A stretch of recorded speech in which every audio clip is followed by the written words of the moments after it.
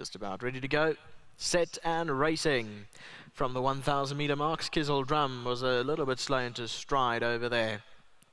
Twilight began well on debuts, gone straight to the leaders in the centre, with Catfish getting up across its inside to take the lead now. Twilight second. Just Have Fun is posted wide in the green cap, then Ruby Whisper between runners. Marinello's on the fence, and Skizzle Drum is at the back of the field, racing at least 6 or 7 off the leader.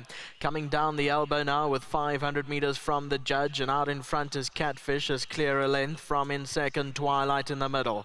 Marinello's behind that. Then Ruby Whisper in the blue. Skizzle Drum is running on towards the outside from behind. Catfish with 200 metres to go leads. Now Twilight starts to get to work. Then came Skizzle Drum and Ruby Whisper. Catfish still goes under Blaine Marks Jacobson from a hard trying Twilight. Catfish needs the line. Twilight lunges and got up. Twilight won it from Catfish.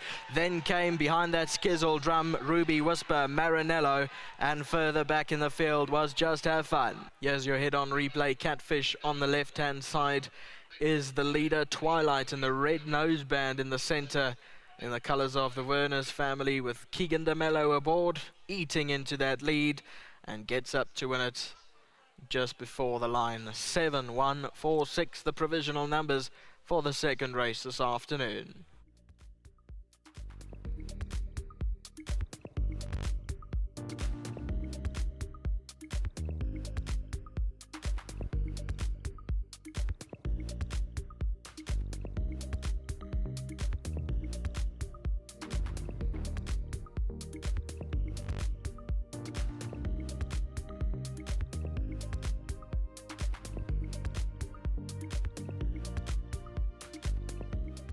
Race 2, won by number 7, Twilight. Keegan, obviously I wanted to say thank you to Mike. He sent me a message earlier on. He said his filly had a chance.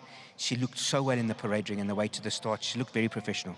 Yeah, look, when Mr. Azzy steps the horse out in the parade ring, you don't expect anything less, and could be deceiving sometimes, but yeah, she was turned up beautifully. Her coat was good, and on the way to the start, I knew we had a filly on our hands, and she did everything so professionally today and jumped out the gates. Managed to follow the favourite, and when I asked her to quicken off the false rail, she didn't really know how to do that yet, so her head came up for 1 or 2 strides, but the fact that she got it back down and knuckled down after I gave her a few smacks, just a testament to her ability, and yeah, I think they'll have a lot of fun with her. Looks like it, because obviously Michael knows how to get these sprinters ready, and I'm sure she's not going to die a one-time winner. No, definitely not. She felt like she's quality, she looks like quality, so now they just need to reproduce it race day, and in her next task we'll obviously see how good she really is, but I've got no doubt that she'll step it up a little bit. Thanks very much, Giggs. Thank you. Just well done to Mr. Azzy and his whole yard. Filly looked tremendous, and all accolades to them, and to Mr. Werners and his family. Thanks again. Thanks, Giggs. The big man's coming in, Michael. Again, I've got to say thank you to you for sending the message so I could put it over to the punters, and she looked good. And like we said off air, she was a little bit green, but last filly in the making. Yes, Johnny, you know, it's all about transparency. This is why I gave you that WhatsApp quickly before the race.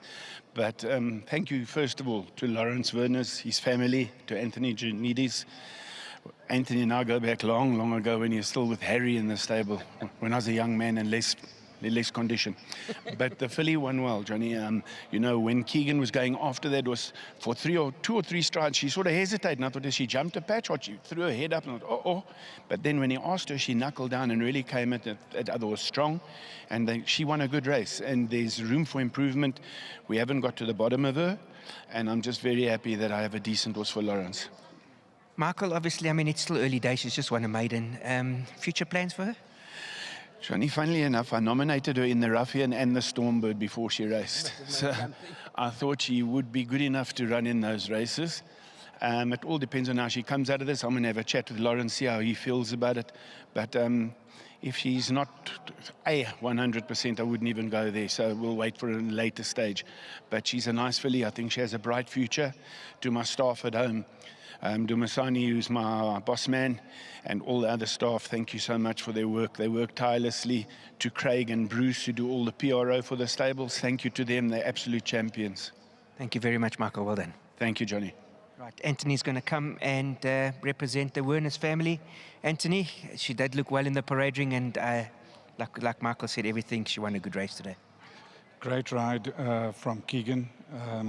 He got her in the race early, And as Michael said, at one stage, she seemed to forget where she was until she got 1 or 2 reminders, and she did the job.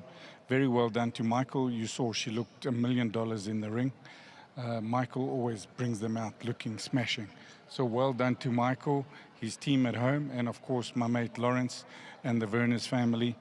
Congratulations, another one for the notebook. Thank you, Anthony. There is still the 100 Rand from the world, from the BSA. 100,000, I should say, 100 Rand. 100,000 Rand from the BSA. Thank you to them for their continuous support, and congratulations to you guys. Thank you very much.